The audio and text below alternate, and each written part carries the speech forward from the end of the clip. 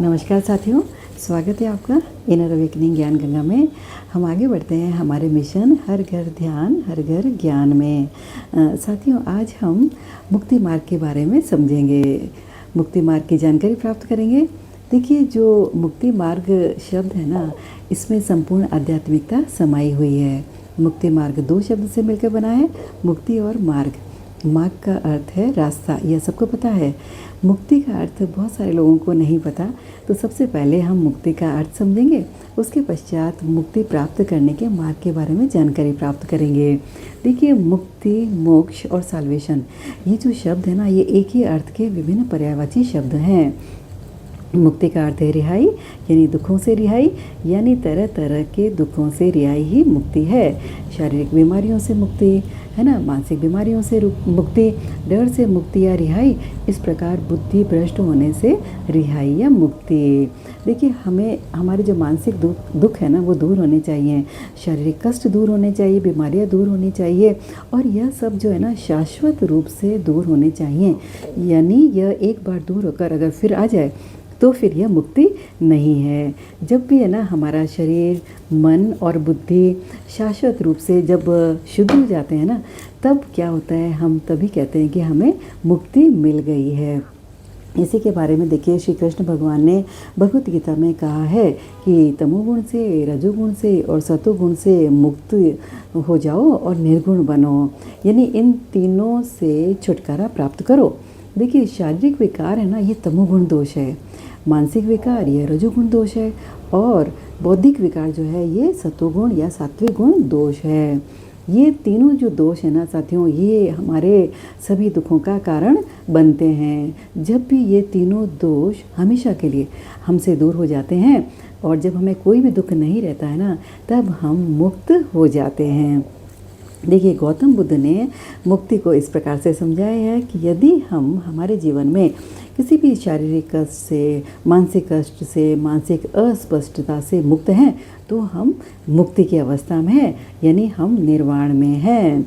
भले ही देखिए हमें निर्वाण मिल जाए, लेकिन यदि हमारे अड़ोस पड़ोस के लोग दुखी हैं, तो क्या हम खुश रह पाएंगे? तब जो अड़ोस पड़ोस के आसपास रहने वाले लोगों का जो दुख है ना, वो हमारा दुख बन जाता है, और फिर हम उनके दुख दूर करने में लग जाते हैं, और हमारा यह कार्य करना ही परिनिर्वाण कहलाता है। इसे परिमुक्ति भी कहा जाता है। देखिए, न केवल हमारे आसपास के लोग, बल्कि सारे विश्व के लोगों के दुख दूर होने चाहिए। ऐसा ठानने वाले जो लोग होते हैं ना, वो महापरिनिर्वाण या महापरिमुक्ति स्थिति में होते हैं। देखिए, जब हम पहली बार दुख मुक्त होते हैं ना, तब हम अरिहंत बन जाते हैं। अरि यानी शत्रु, और हंत यानी हत्यारा, यानी हमने अपने भीतर के शत्रुओं को मार दिया है। यदि हम हमारे आसपास के लोगों को वह सब देने का प्रयास करें जो हमें प्राप्त हुआ है, तो और जिससे हम मुक्त हो गए हैं, तो हमारा ऐसा करना परिनिर्वाण कहलाता है। देखिए, जब भी कोई अपने ऊपर जिम्मेदारी ले लेता है ना, पूरी दुनिया को दुखों से मुक्त करने के लिए, तो फिर वो महापरिनिर्वाण स्थिति में होता है। मनुष्य साथियों तब तक जन्म लेता रहता है जब तक वह महापरिनिर्वाण स्थिति को प्राप्त नहीं कर लेता। देखिए, मुक्ति प्राप्त करने वाला अरिहंत कहलाता है, और अरिहंत वो है जिसने अपने भीतर के शत्रुओं को मार गिराया है।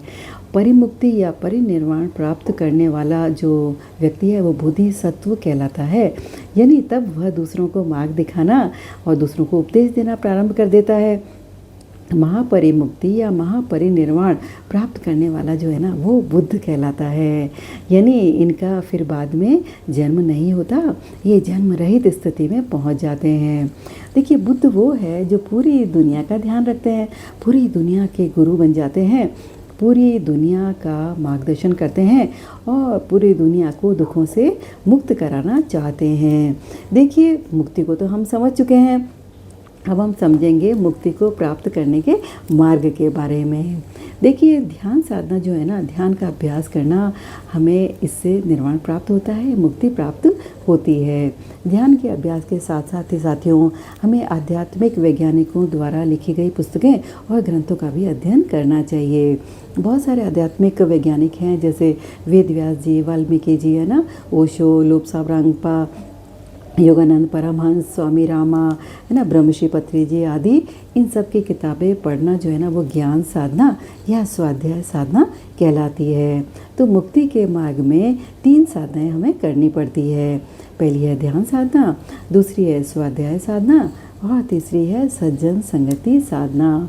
देखिए, जब हम नियमित रूप से इन तीनों साधनाओं को करते हैं ना, तो हमारे जीवन से संबंधित अनेक विषयों का हमें सहज ही ज्ञान प्राप्त हो जाता है और तब हम धर्म के अनुसार, सत्य के अनुसार ही व्यवहार करते हैं।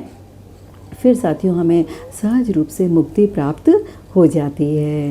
ये तीनों साधनाएं करने से हमें रोगों से मुक्ति मिल जाती है।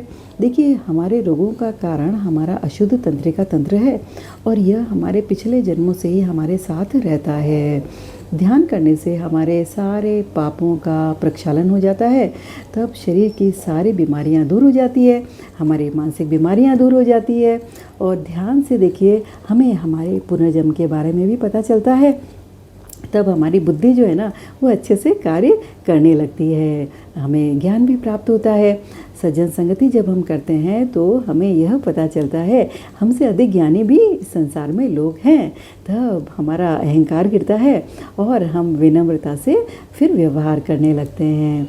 देखिए साथियों, हमने अभी तक कई बार जन्म लिया है और कई बार मृत्यु को प्राप्त किया है। इस जन्म परंपरा का ज्ञान ही मुक्ति है।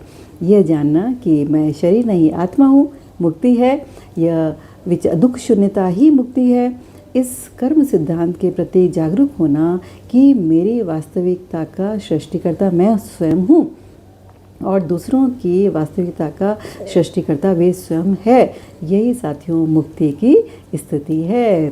साथियों, मुक्ति की यह जो स्थिति है ना, यह पूजा पाठ से, प्रार्थना से प्राप्त नहीं होती, यह जप से तप से प्राप्त नहीं होती, यह तीर्थ यात्राएं करने से नहीं प्राप्त होती, यह गुरुओं के पैर दबाने से भी प्राप्त नहीं होती है।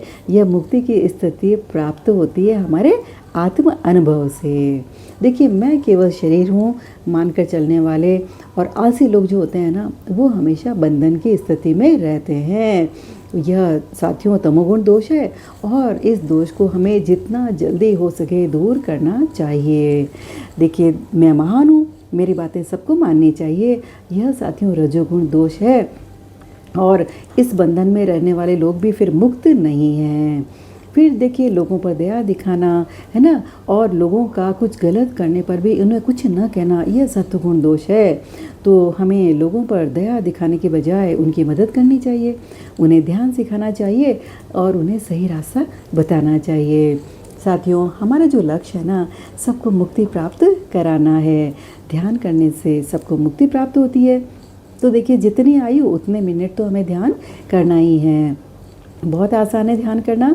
आंखें बंद करना है, श्वास के साथ रहना है, आनापानसति ध्यान का अभ्यास करना है और यही मुक्ति का मार्ग है। इसके साथ साथ ही हमें आध्यात्मिक पुस्तकें पढ़नी है, सज्जन संगति करनी है, मांस नहीं खाना है, बिना भूखे भोजन नहीं करना है, पानी अधिक पीना है, हमेशा सत्य का बोध करना है और असत्य का सामना करना है। साथियों, यही मुक्ति मार्ग है। हमेशा सबके अनुभव सुनना है और स्वयं के अनुभव भी दूसरों को सुनाने हैं। यही सज्जन संगति है, यही मुक्ति मार्ग है। साथियों, मैं शरीर हूँ वाली स्थिति से मैं आत्मा हूँ वाली स्थिति तक विकास कर जीवन की अज्ञानता को हमें मिटाना है और मुक्ति की अवस्था, अरिहंत अवस्था को हमें प्राप्त करना है। आज बस इतना ही। हम जल्दी मिलेंगे नए ज्ञान के साथ। धन्यवाद।